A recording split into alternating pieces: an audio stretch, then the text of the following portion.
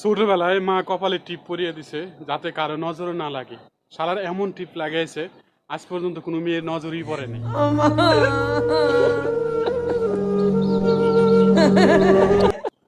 যার জন্য বিড়ি খাচ্ছেন সে অন্য কারোর জন্য আচার খাবে।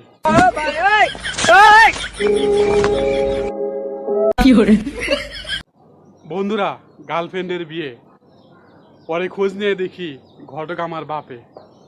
বলেন তো বন্ধুরা, কেমনটা লাগে?